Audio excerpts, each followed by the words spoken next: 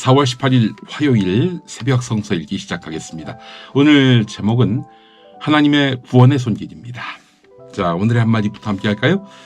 도피와 관련한 격언 중에 하나인데요. 출처는 잘 모르겠습니다. 도망치면 해결된다고 생각했다.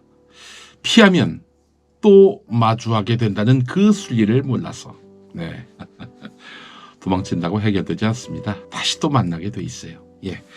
자, 그런 삶을 체험한 사람 이야기가 오늘 본문에 나와 있습니다. 요나서 1장 1절에서 17절까지입니다. 제가 봉독하겠습니다. 주님께서 아미떼의 아들 요나에게 말씀하셨다. 너는 어서 저 큰 성읍 니느웨로 가서 그 성읍에다 대고 외쳐라. 그들의 죄악이 내 앞에까지 이르렀다. 그러나 요나는 주님의 낯을 피하여 스페인으로 도망가려고 길을 떠나 요빠로 내려갔다. 마침 스페인으로 떠나는 배를 만나 배삭스를 내고 사람들과 함께 그 배를 탔다. 주님의 낯을 피하여 스페인으로 갈 셈이었다. 주님께서 바다 위로 큰 바람을 보내시니 바다에 태풍이 일어나서 배가 거의 부서지게 되었다. 뱃사람들은 두려움에 사로잡혀 저마다 저희 신들에게 부르짖고 저희들이 탄 배를 가볍게 하려고 배 안에 실은 짐을 바다에 내던졌다. 요나는 벌써부터 배 밑창으로 내려가 누워서 깊이 잠들어 있었다. 마침 선장이 그에게 와서 그를 보고 소리를 쳤다. 당신은 무엇을 하고 있소? 잠을 자고 있다니 일어나서 당신의 신에게 부르짖으시오. 행여라도 그 신이 우리를 생각해 준다면 우리가 죽지 않을 수도 있지 않소? 뱃사람들이 서로 말하였다. 우리가 어서 제비를 뽑아서 누구 때문에 이런 재앙이 우리에게 내리는지 알아봅시다. 그들이 제비를 뽑으니 그 제비가 요나에게 떨어졌다. 그들이 요나에게 물었다. 우리에게 말하시오. 누구 때문에 이런 재앙이 우리에게 내렸소? 당신은 무엇을 하는 사람이며 어디서 오는 길이요? 어느 나라 사람이요? 어떤 백성이요? 그가 그들에게 대답하였다. 나는 히브리 사람이요. 하늘에 계신 주 하나님, 바다와 육지를 지으신 그분을 섬기는 사람이요. 요나가 그들에게 자기가 주님의 낯을 피하여 달아나고 있다고 말하니 사람들이 그 사실을 알고 겁에 질려서 그에게 소리쳤다. 어쩌자고 당신은 이런 일을 하였소? 바다의 파도가 점점 더 거세게 일어나니 사람들이 또 그에게 물었다. 우리가 당신을 어떻게 해야 우리 앞에 저 바다가 잔잔해지겠소? 그가 그들에게 대답하였다. 나를 들어서 바다에 던지시오. 그러면 당신들 앞에 저 바다가 잔잔해질 것이요. 바로 나 때문에 이 태풍이 당신들에게 닥쳤다는 것을 나도 알고 있어. 뱃사람들은 육지로 되돌아가려고 노를 저었지만 바다의 파도가 점점 더 거세게 일어났으므로 헛일이었다. 그들은 주님을 부르며 아뢰었다. 주님, 빕니다. 우리가 이 사람을 죽인다고 해서 우리를 죽이지 말아 주십시오. 주님께서는 뜻하시는 대로 하시는 분이니 우리에게 살인죄를 지우지 말아 주십시오. 그들은 요나를 들어서 바다에 던졌다. 폭풍이 일던 바다가 잔잔해졌다. 사람들은 주님을 매우 두려워하게 되었으며 주님께 희생제물을 바치고서 주님을 섬기기로 약속하였다. 주님께서는 큰 물고기 한 마리를 마련하여 두셨다가 요나를 삼키게 하셨다. 요나는 사흘 밤낮을 그 물고기 뱃속에서 지냈다.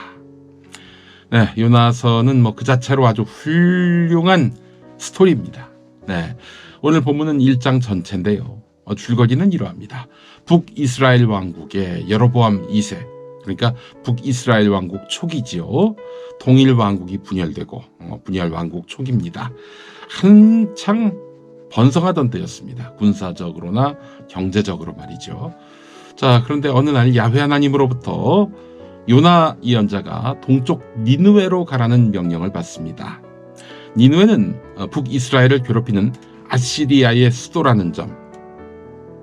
그래서 요나는 가고 싶지 않았습니다. 거기 보내는 이유는 거기 사람들에게 경고를 하고 또 징계를 하고 또 구원해 주겠다는 약속을 하는 것이니 가고 싶겠습니까? 도리어 하나님 명령에 반기를 들었습니다. 저놈들은 그냥 멸망시켜버리시지 뭐하러 구제하려고 하시나 이러면서 말입니다. 그리고는 하나님의 뜻에 반하게 서쪽 스페인 다시스로 가려고 했습니다. 야훼 하나님은 이런 요나의 행태를 바로 잡으려고 했습니다. 요나가 타고 가던 배가 폭풍을 만나서 가라앉을 위기를 만드십니다. 이에 배 탄 사람들은 각자의 신에게 기도합니다. 그새 선실에서 자고 있던 요나에게도 선장이 와서 어서 당신도 당신의 신에게 기도하라 이렇게 요구합니다. 그래도 풍랑이 가라앉지 않아요. 누구 때문에 이런 일이 벌어졌는지 따져보자면서 배에 탄 사람들끼리 제비 뽑기를 합니다.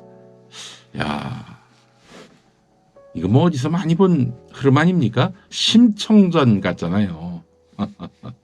파도를 가라앉히는 데는 인신공양만이 답이었던 것 같습니다. 하여간 묘하게 닮아 있어요. 결국 신을 노엽게 한 주인공으로 요나가 딱 걸립니다.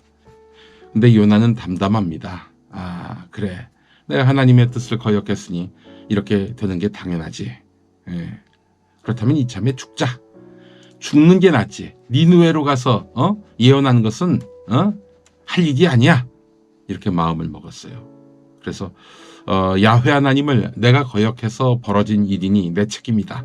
나를 물에 던져라. 이렇게 말합니다. 그렇게 해서 요나는 바다에 던져집니다.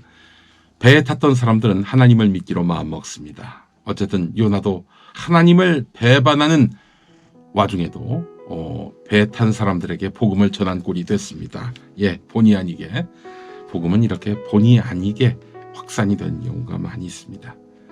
자, 여러분, 이 요나의 일화가 사실일까요? 저는 하나님의 역사가 무궁무진하기 때문에 이런 기적의 역사가 충분히 있을 수 있다고 믿습니다만은 제3자에 의한 허구의 사실을 이야기한 것이다 라고 평가하는 분들도 적지 않습니다. 사실 물고기 뱃속으로 들어가서 그 뱃속에서 녹지 않고 3일 동안 살아있었다는 것은 자연과학적으로 설명이 되지 않습니다. 게다가 요나서 전체를 보면 아시리아가 왕부터 회개했다 이런 내용이 나오는데 역사적으로 보더라도 아시리아가 야훼 하나님께 회개한 적이 있었나요? 뭐 그런 기록은 없습니다, 사실.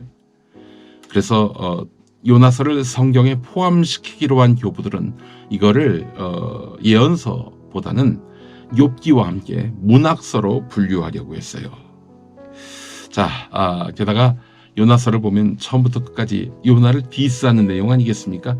아니 이런 기록을 아무리 요나가 겸손해졌다 한들 이걸 직접 기록했을까 하는 생각이 듭니다. 여러분, 문학작품일 가능성이 있다고 말씀드리니까 좀 김새십니까?